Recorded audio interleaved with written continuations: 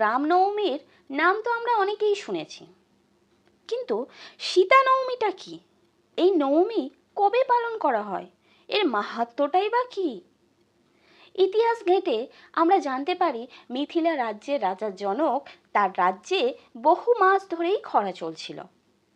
চাষবাস নেই, অন্নের অভাবে প্রজাদের ঘরে ঘরে ক্ষুধায় হাহাকার পড়ে গেছিল। সেই অভাব থেকে মুক্তি পাওয়ার জন্য রাজর্ষি জনক ঋষি মুনি নিয়ে নিজে স্বয়ং মা লক্ষ্মীর উদ্দেশ্যে যজ্ঞ করছিল। আর সেই যজ্ঞকুণ্ড থেকে একটি ফুটফুটে ঈশ্বর স্বরূপা এক শিশুকন্যা বহির্ভূত হয়ে আসে। সেই সঙ্গেই নেমে আসে প্রচণ্ড বৃষ্টি। রাজা জনকের কোনো সন্তান ছিল না, তাই এই শিশুকন্যাকে তিনি নিজের কন্যা হিসাবেই পরিচিতি দিলেন আর নাম দিলেন সীতা। মা সীতা ছিলেন স্বয়ং মাতা লক্ষ্মীর পুনর্জন্ম। আর মাতা লক্ষ্মী রাজর্ষি জনকের রাজ্যে রাজকন্যা হিসাবে এসেছিলেন এক নবমী তিথিতে। এটি ছিল শুক্লাপক্ষের নবমী তিথি।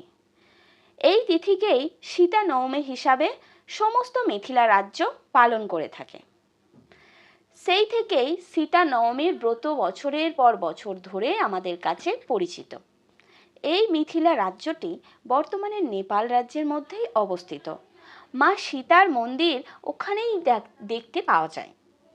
এবারে আমরা দেখে নিই যে সীতা নবমীর ব্রতটি কবে। 11ই বৈশাখ 1433 এবং 25শে এপ্রিল 2026 সারা দিন ব্যাপী এই নবমী রয়েছে।